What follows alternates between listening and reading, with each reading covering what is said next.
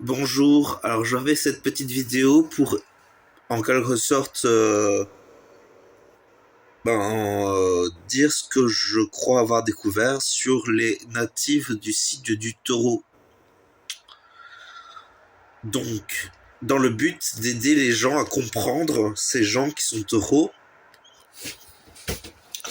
qui ont leur soleil polarisé en taureau, pour qu'ils puissent en quelque sorte mieux interagir avec eux et mieux comprendre comment les relations peuvent se passer, sachant bien évidemment qu'il y a toujours des changements d'une situation à une autre et tout ça. Enfin bon, il faut pas faire de généralité trop générale, quoi. C'est ça le principe. Quel est le principe essentiel? Le principe essentiel, c'est de dire que même si le taureau est un signe dominé par Vénus, ça n'est pas un signe émotionnel. C'est là que c'est subtil. On parle d'un signe féminin maîtrisé par Vénus, donc doublement féminin quelque part le taureau, et en plus c'est un signe de terre, et la terre est un élément féminin, donc c'est fort féminin le taureau. Cependant, on n'est pas dans l'eau. Le Vénus est un peu associé à l'eau, mais ça n'est pas une eau polarisée sur le cœur, à la manière du cancer. C'est une eau ou polarisée sur les idéaux avec le poisson, ou polarisée sur l'action et la perception et le vécu intérieur du scorpion. C'est une eau orientée sur la vie terrestre, sur la dimension de stabilité sur la vie terrestre. Et au final, c'est une eau qui n'est pas aquatique, strictement parlant. On est plus de l'ordre de l'air au final, d'une Vénus d'air, qui vient penser euh, selon ce qui va selon ce qui selon ce qui apportera la stabilité à l'individu en fait. Donc c'est comme ça que les taureaux ne sont pas très émotionnels au final. Ce qui n'empêche pas qu'il y ait des émotions, bien évidemment, il y a des émotions, mais c'est pas comme un cancer, un scorpion ou un taureau ou un poisson. Bien évidemment, on a des émotions et on est tous traversés par les 12 énergies zodiacales, donc on a tous des émotions.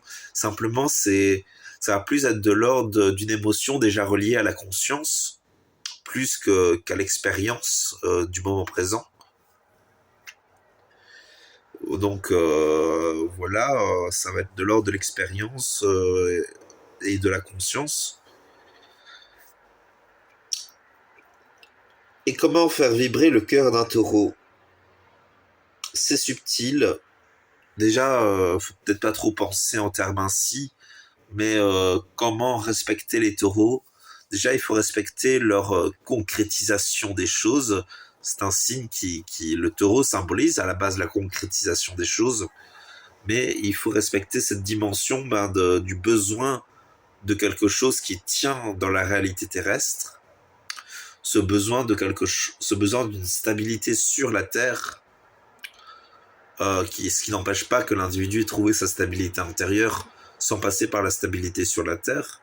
C'était justement le sujet de mes dernières vidéos. Euh, D'ailleurs, on est amené au fur et à mesure de l'évolution à se calmer au niveau des émotions à travers la santé mentale, qui est une qualité sur le chemin d'évolution. Juste,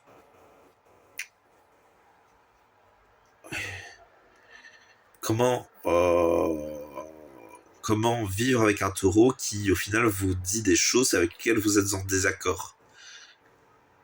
Je dirais qu'il y a quand même, au final, deux chemins par rapport à ça. Soit le taureau, soit vous êtes supérieur au signe du taureau dans votre évolution, soit vous êtes dans un signe précédent le taureau.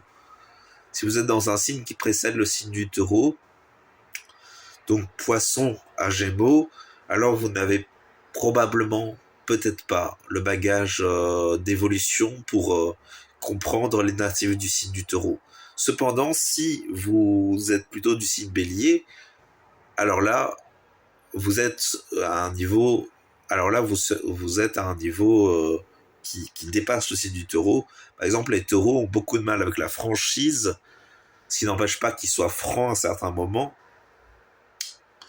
Mais faut savoir que d'ailleurs la Vénus du taureau n'est pas une Vénus qui est pour but de créer, de gérer des beaux sentiments à la manière du cancer ou du poisson.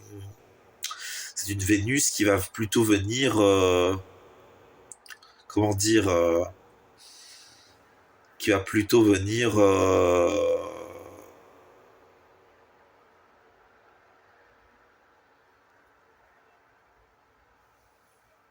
créer pour trouver sa stabilité avec l'autre.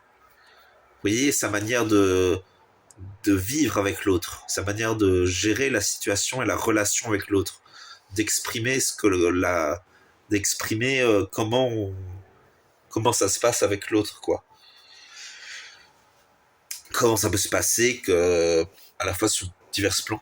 Enfin bon. Et donc, il y a tout ça avec le taureau. Et à côté, il y a donc on peut pas attendre des taureaux d'être des grands sentimentaux, ce qui n'empêche pas qu'il y a une dimension profonde de l'expérience. Et il y a des émotions très profondes avec le signe du taureau, parce que c'est un signe de conscience. C'est un signe qui est rattaché à Ochma et à Keter. Donc ça veut dire que les taureaux sont prédisposés à être des sages ou à être des saints. Les saints étant déjà des sages quelque part. Euh, mais vraiment, c'est pas toujours évident de le percevoir pour les jeunes âmes ou les âmes qui sont sur la moitié du chemin, on va dire. Tout simplement parce que ben, ils n'ont pas atteint ce niveau-là, simplement. Et ils n'ont pas cette expérience du signe du taureau. Donc, ils n'ont pas cette perception des choses. Par exemple, quelqu'un du signe de la balance, ou quelqu'un du signe du Verseau, ne comprendra pas forcément le signe du taureau. Le Verseau étant quand même fortement individualiste, les Verseaux peuvent être très généreux, mais c'est toujours, ça, c'est une générosité qui sert l'individualisme. Euh, à côté,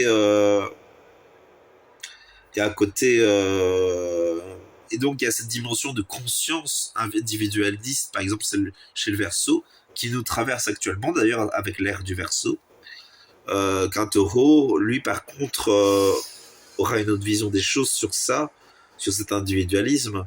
Le taureau étant plus ne valorisant pas l'individualisme, ce qui n'empêche pas certains taureaux d'être très individualistes. J'en suis un peu un exemple. Ça, c'est aussi notre ère qui fait que. Mais clairement, enfin bon, je crois que j'ai déjà dit l'essentiel, donc vraiment, faut comprendre que c'est pas un signe très émotif, ce qui n'empêche pas d'avoir des émotions. C'est pas des émotions, c'est plutôt des ressentis. Vous voyez la nuance. Les émotions, c'est l'eau. Les ressentis, c'est déjà plus, c'est de l'eau, mais qui est causée par de l'air quelque part, ou par du feu. Et c'est toujours polarisé par rapport à la Terre en quelque sorte. C'est des émotions reliées à la situation sur Terre. Donc quelque part, nous sommes tous fortement polarisés par rapport à l'élément de notre signe du Soleil, qui est quelque part le grand, la grande expérience de notre vie sur Terre. Après, il y a des gens, ils ont expérimenté tellement leur signe que quelque part, ils ne le traversent plus à partir du moment. Surtout qu'on a tendance à dire que le signe solaire, il l'influence plutôt pendant l'adolescence. Ce qui est intéressant parce que ce qui vibre plutôt juste pour moi, parce que à l'adolescence, c'est le passage par le plexus solaire. Et le plexus solaire, c'est le soleil. Et notre signe zodiacal majeur, bah, c'est le soleil. Vous voyez, c'est pour ça qu'on dit que le signe solaire influence surtout à ce moment-là. À côté, après, bien évidemment, ça influence toute notre vie, mais on a tendance à dire qu'à partir de 30 ans, ce serait l'ascendant qui prend le relais, et que pendant l'enfance, c'est plutôt la lune qui influence. Bien évidemment, tout dépend de si vous êtes plutôt influencé par votre ascendant, votre signe solaire ou votre signe lunaire. Et au final, les trois ont une grande influence. Tout comme, bien évidemment, comme toute la carte, il y a aussi la dominante planétaire et la dominante du signe. Tous ces points-là qui sont intéressants à évoquer, sachant que bien évidemment, il faut relativiser, mais globalement, oui, pendant l'adolescence, le signe solaire est très influent pendant l'adolescence. Et généralement, à partir des 30 ans, j'allais dire c'est le Capricorne parce que je suis ascendant Capricorne. C'est le signe ascendant qui prend le relais. Car en quelque sorte, le passage des 30 ans c'est un peu le moment où on rentre réellement dans la vie active en tant qu'adulte, les 30 ans. Et c'est le moment où on passe dans la vie active. Et la vie active, c'est le moment où on travaille réellement, au sens où c'est le moment où on crée, où on est actif, où on produit en fait. C'est ça, on dit parfois que c'est les âges de production. Et ce qu'on vient produire sur la Terre, bah, au final, c'est l'ascendant qui va venir jouer ça.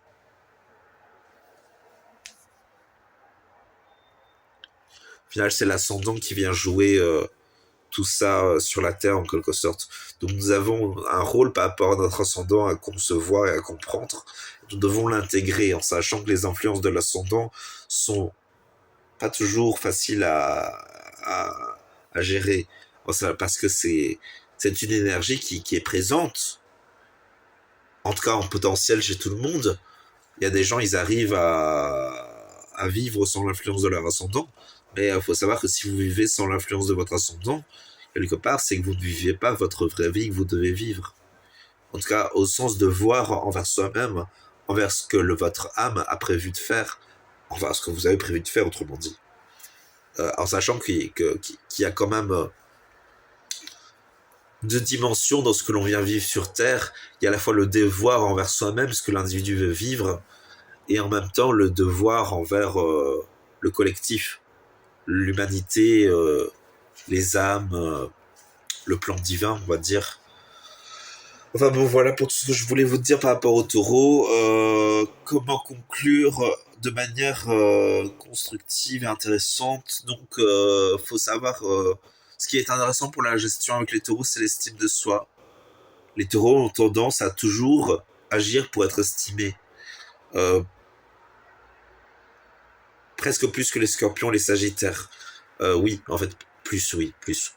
Euh, et donc, c'est important parfois de calmer peut-être cette tendance à chercher l'estime de l'autre. C'est important de la calmer à la fois en tant que taureau, envers nous-mêmes, et à la fois si vous êtes à l'extérieur. Après, le problème, c'est qu'on ne vit plus dans une ère qui valorise cette dimension les uns que les autres. On est dans une ère du Verseau, quoi. Donc, nous vivons cette traversée euh, qui va venir complètement tout révolutionner. Enfin bon, je suis pas je ne suis pas entièrement dans la médiumnité là. Enfin bon, je vous remercie d'avoir regardé la vidéo. Je vous souhaite une bonne journée ou une bonne soirée et je vous remercie. Au revoir.